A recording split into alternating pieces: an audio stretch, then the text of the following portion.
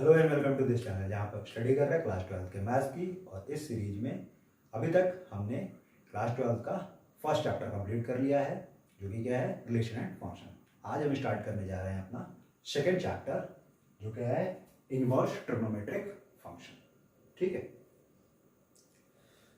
ये भी बहुत इंपॉर्टेंट चैप्टर है हमारे सीबीएसई बोर्ड के अकॉर्डिंगली, और बहुत सारे क्वेश्चन इसमें भी पूछे जाते हैं। अच्छा वेटेज है इसका हमारा। तो चलिए हम स्टडी करते हैं। तो सबसे पहली बात, यहाँ पे वर्ड हम देख रहे हैं क्या, इनवर्स की बात कर रहे हैं। ठीक है, तो कहने का मतलब हम ट्रिग्नोमेट्रिक फंक्शंस के इनवर्स की बात करने वाले हैं। तो सबसे पहला सवाल ये है कि क्या ट्रिग्नोमेट्रिक फंक्शंस के इनवर्स एग्जिस्ट करते हैं या नहीं करते। ठीक है, तो हमने लास्ट चैप्टर में इनवर्स के बारे में स्टडी की थी। और क्या स्टडी किया था हमने वहाँ पे, किसी भी फंक्शन का इनवर्स एग्जिस्ट करने के लिए क्या होना जरूरी है। तो किसी भी फंक्शन का इनवर्स एग्जिस्ट होने के लिए उस फंक्शन का 1 और ऑन टू होना जरूरी है। ठीक है, ये बात हम पिछले चैप्टर में डिस्कस कर चुके हैं। ठीक है, अगर आपको इसमें कोई भी प्रॉब्लम हो तो आप इसी प्लेलिस्ट में जाकर, यहाँ पे प्लेलिस्ट है, प्लेलिस्ट में जाकर के आप वीडियोस को देख सकते हैं। ओके, तो इस क्वेश्चन का आंसर ये है कि अगर हम ट्रिग्नोमेट्रिक फंक्शंस की बात करें तो किसी भी फंक्शन का 1 होना कब होता है कि उसके हर एक डोमेन की हर एक पॉइंट के लिए उस फंक्शन के हमेशा जो आउटपुट आएगी वो हमेशा क्या होनी चाहिए, मतलब उसकी जो रेंज में जो वैल्यूज आती है वो क्या होनी चाहिए, यूनिक होनी चाहिए। ठीक है, मतलब अगर हम दो वैल्यूज कभी भी x1 और x2 कंसिडर करते हैं तो मेरा fx1 और fx2 हमेशा क्या होना चाहिए, डिफरेंट होना चाहिए, अगर x1 और x2 भी डिफरेंट है तो। ठीक है, दूसरी बात, फंक्शन का ऑन टू होना। तो कोई भी फंक्शन ऑन टू कब होता है, तो कोई भी फंक्शन ऑन टू जब तभी होता है जब उस फंक्शन का रेंज उसकी कोडोमेन के बराबर होता है। ये हमने लास्ट वीडियोज में डिस्कस किया हुआ है। तो सवाल ये है कि क्या ट्रिग्नोमेट्रिक फंक्शन हमारे 1 और ऑन टू होते हैं। अगर 1 और ऑन टू होंगे तो उनका इनवर्स एग्जिस्ट करेगा, नहीं होंगे तो उनका इनवर्स एग्जिस्ट नहीं करेगा। ठीक है, तो चलिए समझने की कोशिश करते हैं कि 1 और ऑन टू होगा कि नहीं होगा। तो यहाँ पे हमने साइन, कॉस और टैन का ग्राफ किया हुआ है। ठीक है, अगर हम साइन एक्स के ग्राफ की बात करें तो हम क्या देखते हैं कि साइन एक्स का डोमेन क्या होगा। तो साइन एक्स का डोमेन होता है all possible values of x. ये हम क्लास 11th में पढ़ चुके हैं। ठीक है, और साइन एक्स की जो रेंज होती है तो हम क्या देखते हैं, साइन एक्स की जो वैल्यूज आती है वो -1 से लेकर +1 के बीच में ही आती है। ठीक है, उसका ग्राफ ऐसा है, ये हम पहले से जानते हैं। ठीक है, सिमिलरली cos x ऐसा है और tan x का ग्राफ ऐसा होता है। हम इसी के करस्पॉन्डिंगली बाकी के तीन जो है हमारे cosec, sec और cot का भी ग्राफ ड्रॉ कर सकते हैं। हम इन तीनों को समझेंगे और यही से अपने सारे कंक्लूजन्स निकाल लेंगे कि इनवर्स एग्जिस्ट करेगा या नहीं करेगा, और अगर नहीं करेगा तो कैसे हम उसके इनवर्स की बात कर सकते हैं। ठीक है, तो अगर हम इस साइन एक्स को देखें तो इस साइन एक्स फंक्शन में हम ये देखते हैं कि अगर मान लो हमने एक्स की दो वैल्यूज, एक लिया 0 और एक लिया पाई, तो साइन एक्स की वैल्यू उस केस में क्या आती है, तो 0 पे भी साइन एक्स की वैल्यू 0 ही है और पाई पर भी साइन एक्स की वैल्यू क्या है, 0 ही है। उसी तरीके से हम कोई दूसरी वैल्यूज भी ले सकते हैं। फॉर एग्जाम्पल, हमने एक वैल्यू -π/2 ली और दूसरी वैल्यू हमने 3π/2 ली। तो -π/2 पे फंक्शन की वैल्यू कितनी आ रही है, -1 आ रही है। 3π/2 पे फंक्शन की वैल्यू कितनी आ रही है, -1 आ रही है। इसका मतलब दो अलग वैल्यू चूज करने पे फंक्शन की मुझे सेम वैल्यू मिल रही है, और ये 1 कंडीशन को सैटिस्फाई नहीं करता है। इसका मतलब ये है कि अगर हम इन जनरल केस में देखें तो साइन एक्स फंक्शन जो है वो हमारा 1 और ऑन टू नहीं है। ठीक है, तो अगर साइन एक्स फंक्शन मेरा 1 और ऑन टू नहीं है तो इसका इनवर्स नहीं एग्जिस्ट होना चाहिए, ये हम जानते हैं।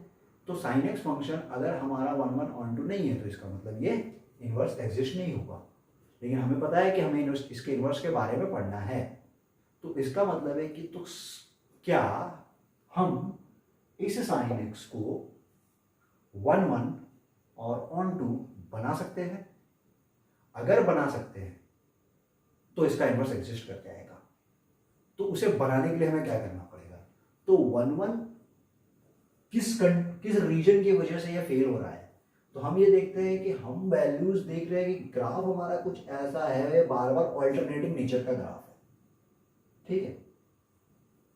ये 0 और पाई लिया तो वैल्यू 0 दिखी हमको, -π/2 और 3π/2 लिया तो वैल्यू -1 दिखी हमको। इससे हमको ये समझ में आ रही है कि इसकी वैल्यू जो है वो क्या हो रही है, वो एक दूसरे के साथ कोलैप्स हो रही है, मतलब दो अलग वैल्यूज के लिए एक ही वैल्यू मिल रही है। तो अगर मान लो हमने x की रेंज फिक्स कर दी, हम ये जो x पूरे इस एक्सिस पे ले रहे हैं, उस एक्सिस पे हम x की वैल्यू को फिक्स कर देते हैं, मतलब अपने डोमेन को रेस्ट्रिक्ट कर देते हैं। इस केस में भी डोमेन क्या दिख रहा है हमारा, ऑल रियल नंबर्स दिख रहा है, ठीक है। अगर मैं उस ऑल रियल नंबर्स की जगह पे अपने डोमेन को रेस्ट्रिक्ट कर दूं, कैसे रेस्ट्रिक्ट कर दूं, यहां पर रेस्ट्रिक्ट कर दूं। कहने का मतलब मैं बाकी सारी वैल्यूज को भूल जाता हूं, इधर की सारी वैल्यूज, इधर की सारी वैल्यूज को मैं भूल जाता हूं। मतलब ग्राफ मेरे पास सिर्फ इतना ही पोर्शन है। अगर सिर्फ इतना ही पोर्शन मेरा ग्राफ को मैं कंसिडर करूं sin x के, तो अब हम क्या देख पा रहे हैं कि अगर x की वैल्यू -π/2 से +π/2 तक हमने फिक्स कर लिया, और इस रेंज में अगर x की कोई भी दो वैल्यू मैं लेता हूं तो मेरा sin x की वैल्यू इक्वल नहीं आती। मतलब हर दो पॉइंट के लिए मुझे sin x की वैल्यू क्या मिलेगी, डिफरेंट मिलेगी। और यही मेरे 1 1 की कंडीशन है। तो हमने क्या किया, ये जो 1 1 नहीं हो पा रहा था, जो 1 1 नहीं हो पा रहा था, उसे 1 1 बनाने के लिए हमने इसकी डोमेन को रेस्ट्रिक्ट कर दिया है। क्या कर दिया है, डोमेन को हमने यहां से यहां तक फिक्स, मतलब -π/2 से +π/2। इस डोमेन में जब भी हम देखेंगे तो फंक्शन के हर पॉइंट पे मुझे डिफरेंट वैल्यू मिलेगी। इसका मतलब है कि इस डोमेन के लिए ये sin x मेरा 1 1 बन जाता है, ठीक है। अब 1 1 बन गया, रेंज को हम कहां से कहां तक फिक्स कर ले, तो रेंज को हम अगर ये 1 और ये -1, इसका मतलब -1 से 1 तक अगर हमने रेंज को फिक्स कर दी, मतलब हम एक ऐसा फंक्शन डिफाइन कर दे, function f that is equal to from -π/2 to +π/2 से -1 टू +1। तो ये हमारी डोमेन है और ये हमारी कोडोमेन की सेट है। और हम क्या देख रहे हैं, इस डोमेन पे मेरा फंक्शन 1 1 हो जा रहा है, और जो -π/2 से +π/2 तक के लिए साइन की वैल्यू आने वाली है वो -1 से 1 तक आने वाली है, और वही मेरी क्या है, कोडोमेन है। इसका मतलब है कि इसने 1 1 को भी सेटिस्फाई कर दिया और ऑन टू वो भी सेटिस्फाई कर दिया। इसका मतलब है कि अगर हमने इस sin x के लिए इस टाइप का एक फंक्शन डिफाइन कर दिया कि f is equal to this implies fx is equal to sin x, अगर हमने एक ऐसा फंक्शन डिफाइन किया तो हम बोल सकते हैं अब कि ये जो मेरा sin x फंक्शन है वो 1 1 भी है और ऑन टू भी है। इसका मतलब है इस sin x का इनवर्स एग्जिस्ट करेगा, ठीक है। तो इनिशियली हम क्या देख पा रहे थे कि इसका इनवर्स एग्जिस्ट नहीं हो पा रहा था, लेकिन अब हम क्या देख पा रहे हैं कि इसका इनवर्स एग्जिस्ट हो पा रहा है जब हमने क्या कर दिया, इसकी डोमेन को रिस्ट्रिक्ट कर दिया, ठीक है। सिमिलरली ऑन दैट बेसिस अब हम कॉस की भी बात कर सकते हैं। तो कॉस में भी वही सारी चीजें दिख रही है, हम कोई दो डिफरेंट वैल्यू लेंगे तो हमें सेम वैल्यू मिल जाती है। तो हम इस केस में डोमेन को कहाँ रिस्ट्रिक्ट करेंगे, तो इस केस में हम डोमेन को फिर से ऐसा रिस्ट्रिक्ट कर देंगे, यहाँ पे रिस्ट्रिक्ट कर देंगे, मतलब 0 से लेकर पाई तक, ठीक है। हम ऐसे ऐसे इनफाइनाइट नंबर ऑफ इंटरवल्स बना सकते हैं, मतलब -π/2 से +π/2 के अलावा अगर मैं इसमें चाहता तो π/2 से 3π/2 की बात कर सकता था। उस केस में भी ग्राफ मुझे ऐसा दिख रहा है और यहाँ पे हर पॉइंट पे मुझे डिफरेंट वैल्यू मिलेगी, तो भी ये 1 1 बन जाता। मतलब ऐसे ऐसे हम बहुत सारे इंटरवल्स ले सकते हैं, उनमें से ये जो इंटरवल है उस इंटरवल को हम बोलते हैं प्रिंसिपल वैल्यू, और यही हमारी प्रिंसिपल रेंज होती है, ठीक है। जब हम इनवर्स को डिफाइन करेंगे तो ये मेरी क्या बन जाएगी, प्रिंसिपल रेंज बन जाएगी। तो वैसे तो रेंज बहुत सारी आ सकती है, बहुत सारा कोई भी इंटरवल आ सकता है हमारा, लेकिन उस इंटरवल में जो रेंज होगा, प्रिंसिपल रेंज, वो हमेशा ये होगा sin x के लिए जब हम उसका इनवर्स डिफाइन करेंगे। तो अगर ये ऐसा है तो हमने यहाँ पे इसका इनवर्स डिफाइन कर दिया।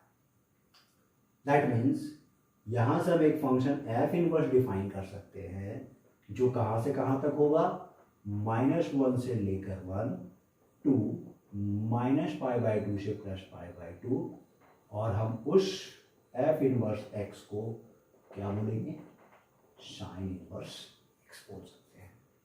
सो किसी फंक्शन का इनवर्स एग्जिस्ट कराने के लिए हमने उसे 1 1 और 1 2 बना दिया, 1 1 और 1 2 बना दिया, तो जो इसकी कोडोमेन हो जाती है वो इसकी डोमेन हो जाती है, जो इसकी डोमेन होती है वो इसकी कोडोमेन बन जाती है।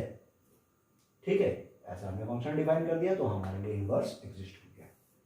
सो ये हुआ कि हमने किस तरीके से किसी ट्रिग्नोमेट्रिक फंक्शन का इनवर्स एग्जिस्ट कराया। तो ये साइन फंक्शन की बात हो गई। अगर मैं कॉस की बात करूँ तो मैं ये रेंज पे अगर रिस्ट्रिक्ट हो जाऊंगा तो मैं फिर से अपने कॉस को 1 1 बना सकता हूँ, उसी तरीके से मैं इधर की रेंज भी ले सकता हूँ और आगे जाके इधर भी ले सकता हूँ, इधर भी ले सकता हूँ, जहाँ पे मुझे -1 से 1 की रेंज दिखेगी किसके, कॉस की वैल्यू की, क्योंकि कॉस की वैल्यू -1 से 1 तक होती है, सारे हम क्लास 11 में पढ़ चुके हैं। ठीक है, टैन के लिए क्या बात है, तो टैन तो हमें दिख ही रहा है वैसा कि ये है अभी कैसा है ये, तो ये 1 1 नहीं है, लेकिन अब देखो ये वाली रेंज सिर्फ हम कंसिडर करेंगे तो यहाँ पे हर पॉइंट पे मुझे अलग अलग वैल्यूज मिलेगी। इसका मतलब है कि ये कहाँ से कहाँ तक, -π/2 से +π/2 तक। तो यहाँ से हमें एक बात समझ में आ रही है कि अगर हमें sine inverse, cos inverse, tan inverse या बाकी के जो तीन हैं उनके भी इनवर्स एग्जिस्ट कराने हैं तो हम ग्राफिकली इस चीज को समझ सकते हैं कि कहाँ पे हमारी प्रिंसिपल रेंज आएगी। ठीक है, प्रिंसिपल रेंज जनरली वो रेंज होती है जो ओरिजिन को कंटेन करती है। ठीक है, तो ओरिजिन को कंटेन करने वाला जो रेंज होगा वो हमारा प्रिंसिपल रेंज होगा, और हम चाहे तो यहाँ पे बहुत सारे रेंज बना सकते हैं, इनफाइनाइट नंबर ऑफ रेंज बना सकते हैं, क्योंकि सारे रियल नंबर्स के लिए सभी वैलिड होते हैं। ठीक है, टैन में कुछ है एक्सेप्शंस, जो ऑड मल्टीपल्स ऑफ π/2 पे वो डिफाइन नहीं होता है, उसके अलावा वो हर जगह पे डिफाइन होता है। ठीक है, तो बेसिकली ट्रिग्नोमेट्रिक फंक्शंस के डोमेन और रेंज के बारे में हम क्लास 11 में पढ़ चुके हैं।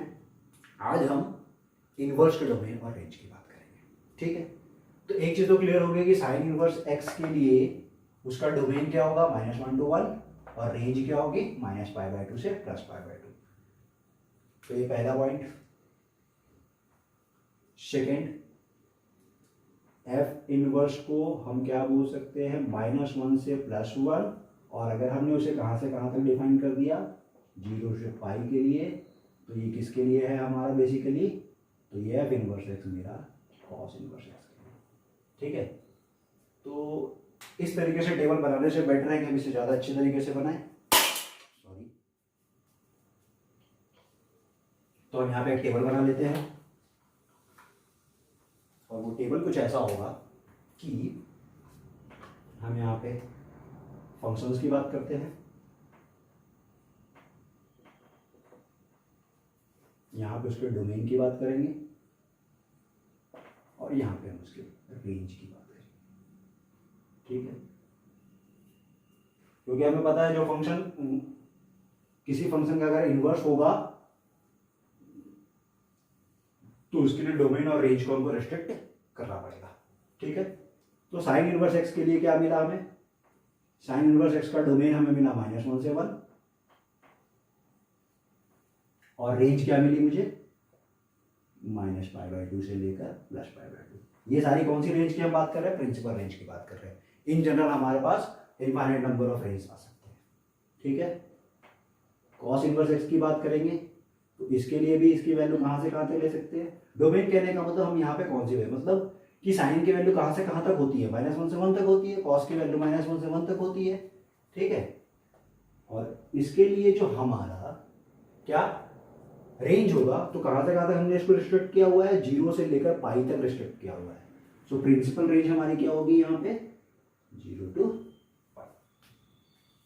फिर हम tan इनवर्स x की बात करेंगे, तो tan इनवर्स x के लिए हमारा डोमेन क्या होगा, तो डोमेन तो ये होगा कि ये इसकी वैल्यू जो है वो सारी इन्फिनिटी तक जाती है, और -∞ से लेकर +∞ तक जाती है। तो यहाँ पे सिर्फ हम रियल नंबर भी लिख लेंगे तो काम चल जाएगा हमारा। ठीक है, इसके लिए डोमेन क्या होते हैं, सारे रियल नंबर्स होते हैं। इसकी रेंज क्या होगी, तो इसकी रेंज होगी -π/2 से लेकर +π/2 तक। कहाँ से कहाँ तक, -π/2 से लेकर +π/2 तक। बट इन पॉइंट्स पे मेरा टैन डिफाइंड नहीं होता।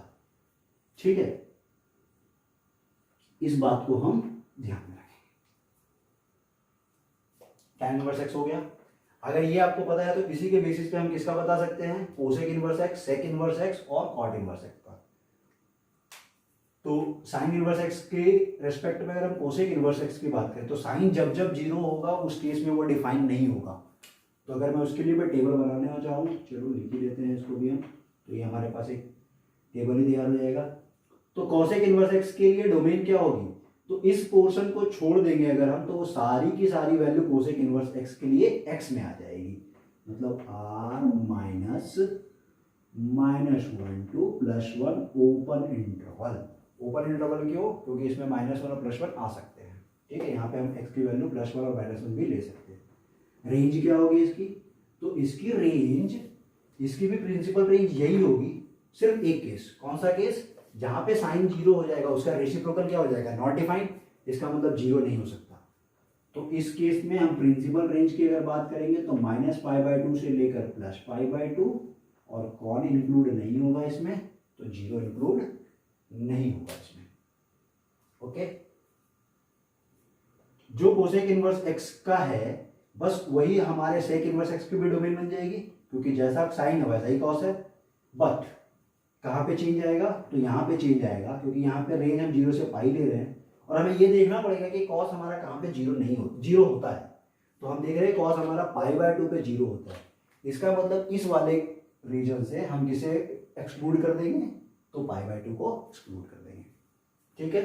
सेम उसी तरीके से हम कॉट इनवर्स एक्स का भी फाइंड कर सकते हैं। तो tan इनवर्स एक्स के रिस्पेक्ट में अगर हम देखेंगे कॉट इनवर्स एक्स का, तो उसके लिए भी डोमेन की वैल्यू सारे रियल नंबर आएगी, क्योंकि कॉट की वैल्यू -∞ से +∞ तक होती है, तो उसके इनवर्स में एक्स की जो वैल्यू है वो सारी हम रियल नंबर्स ले सकते हैं, तो ये चेंज नहीं होगा।